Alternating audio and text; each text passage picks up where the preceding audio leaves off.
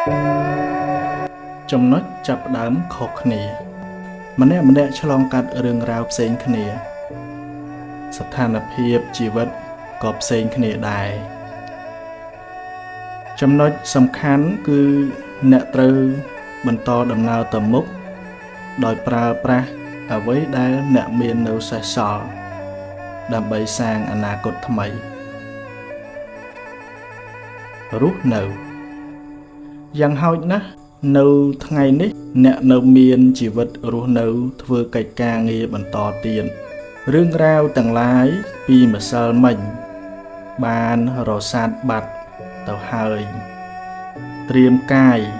ត្រៀមចិត្តទទួលរឿងថ្មីរឿងល្អក៏ទទួលរឿងមិនល្អក៏ទទួលដោះស្រាយព្រោះជាធម្មតានៃជីវិតត្រូវតែជួបរឿងអញ្ចឹងឯង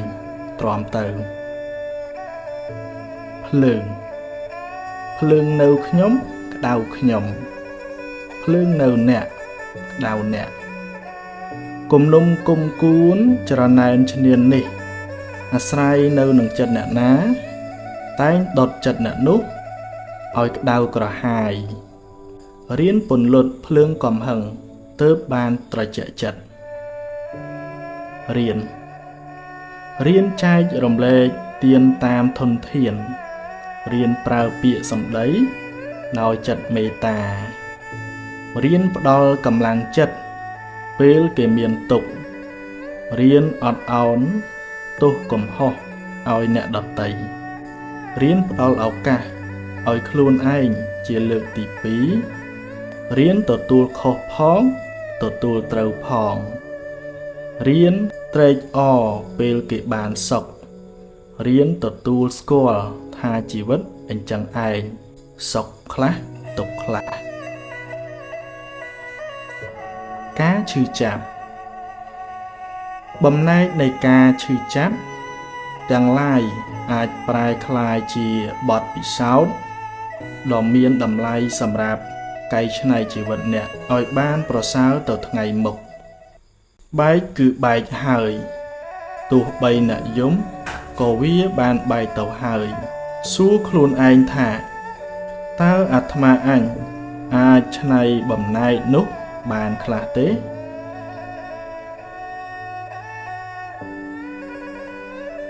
ញាតិក្នុងសង្សារវដ្ត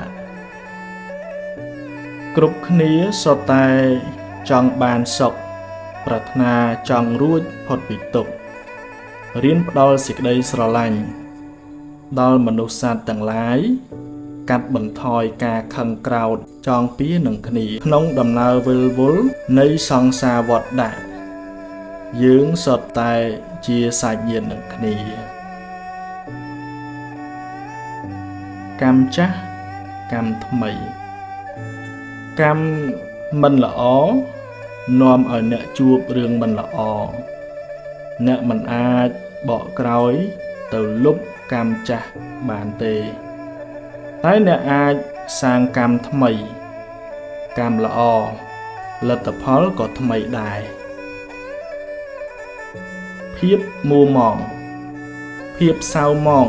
មួម៉ងទាំងឡាយមិនមែនជាមិត្តរបស់អ្នកទេ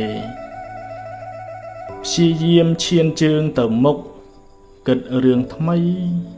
និយាយរឿងថ្មីប្រកបកិច្ចការងារដោយស្មារតីស្វាហាប់អ្នកនឹងបានរួចពីភាពអន្តកាលនៃអតីតកាល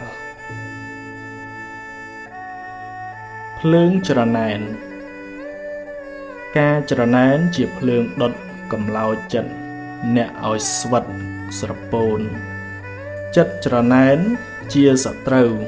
មិនមែនជាមិត្តអ្នកទេបុណ្យគេទើបគេបានកុំច្រណែនគេអីវេទនាប្រែថាការសោយអារម្មណ៍ជាសុខជាទុក្ខឬជាឧបេក្ខាវេទនាតែងផ្លាស់ប្ដូរពីមួយទៅមួយមិនថិតថេរទេរៀនកំណត់ដឹងថាវាកើតហើយរលត់ទៅវិញ កុំអោបក្រសោបវាអីអនុញ្ញាតឲ្យវាប្រែប្រួលទៅចុះវល់វល់សេចក្តីទុក្ខរមែងមានដល់អ្នកដែលវិលវល់នឹងរឿងអតីតកាលព្រួយបារម្ភហួសហេតុចំពោះរឿងអនាគតប្រកាន់ស្អិតចំពោះរឿងបច្ចុប្បន្នរឿងទាំងឡាយអារម្មណ៍ទាំងឡាយកើតហើយរលត់ទៅវិញមិននៅយូរអង្វែងទេតែបើអ្នកមិនព្រមលែងវាទេវានឹងដក់ជាប់នៅក្នុងចិត្តអ្នកហើយធ្វើឲ្យចិត្តអ្នកកាន់តែធ្ងន់ធ្ងរទៅមិនខានផ្កាឈូកផ្កាឈូកមានពណ៌ស្រស់ស្អាតតែមានឫសគល់ដុះចេញពីភក់បាតបឹងបើអ្នកបានខ្ពង់ខ្ពស់សូមកុំភ្លេចអ្នកដែលបានជួយជ្រោមជ្រែងអ្នកកតញ្ញូតាធម៌ជាគុណធម៌ធ្វើឲ្យអ្នកកាន់តែចម្រុងចម្រើនឡើង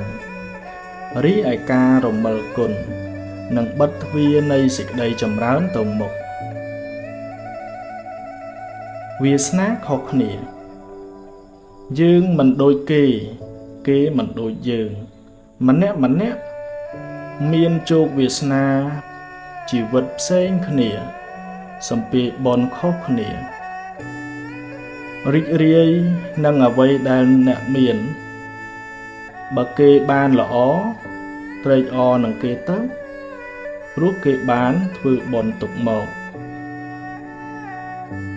ពេលវេលាសូមចំណាយពេលវេលាដែលនៅសេសសល់ធ្វើកិច្ចការងារជាប្រយោជន៍សាងអំពើល្អរៀនសូត្រធម៌ចម្រើនវិជ្ជាស្ដាប់ធម៌ចម្រើនបញ្ញាគ្រាន់បានជាទីពឹងនៃផ្លូវចិត្តអ្នកពេលវេលានៃជីវិតអ្នកមានតម្លៃណាស់កុំបណ្ដោយឲ្យចិត្តបាបចិត្តអកុសលយកជីវិតអ្នកទៅប្រើប្រាស់ឡើយពុកម៉ែពេលម៉ែគាត់មានអាយុច្រើននិយាយកាន់តែច្រើនចិត្តច្រើនខឹងក៏ច្រើនដែរតែម៉ែនៅតែជាម៉ែដ៏ល្អរបស់កូនពេលកូននៅតូចកូននិយាយច្រើនប៉ុណ្ណាក៏ម៉ែមិនធុញទ្រាំមានតែសប្បាយចិត្តឃើញកូនចេះនិយាយចូលចំណាយពេលវេលាមើលថែឪពុកម្ដាយអ្នកឲ្យបានល្អនៅនាជីវិតចុងក្រោយរបស់ពួកគាត់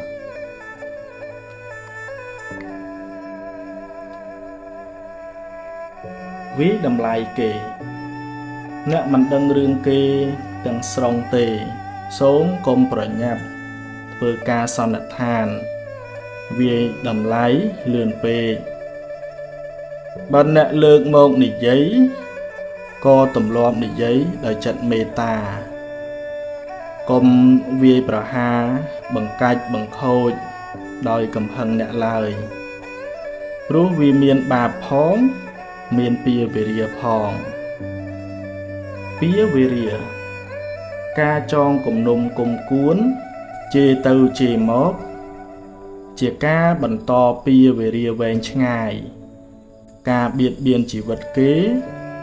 កັບកេងទ្រព្យគេលួចប្រពន្ធកូនគេ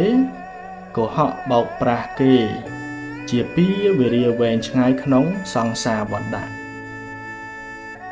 អ្នកគួរលះអកុសលចម្រើនចិត្តបុណ្យប្រាថ្នាឲ្យរួចផុតពីពាវេរាទាំងឡាយទុករៀងខ្លួនគេមានទុកដោយគេយើងមានទុកដោយយើងម្នាក់មានរឿងត្រូវដោះស្រាយរៀងខ្លួនគ្រាន់តែយើងមិនដឹងរឿងគេប៉ុណ្ណោះខំសន្សំបុណ្យរឿយបុណ្យនាំមកនៅសេចក្តីសុខ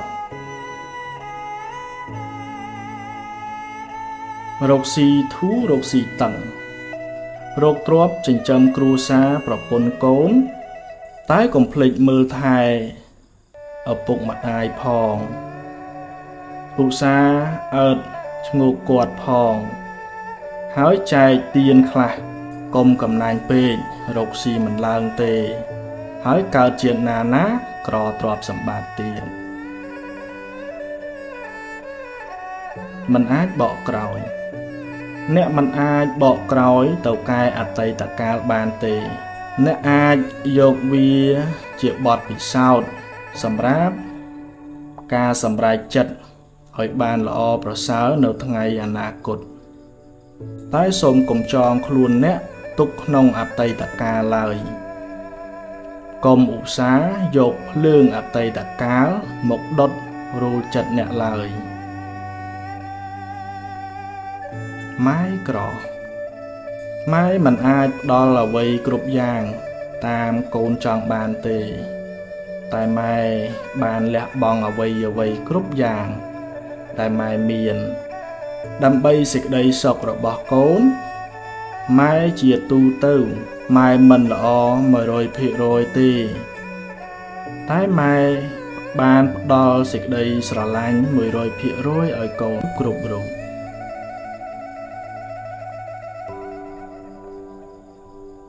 ពេលណាកាមឲ្យផលដើមគ្រាប់ពូជត្រូវការពេលសមគួរទើបបានផលកម្មគឺអំពើដែលអ្នកសាងដែលអ្នកបានធ្វើក៏ត្រូវការពេលវេលាសម្រាប់ឲ្យផលដែរកម្មដែលអ្នកបានសាងល្អក្តីអាក្រក់ក្តីមិនភ្លេចអ្នកទេទោះអ្នករត់ទៅដល់ទីណាក៏ដោយទុកច្រើន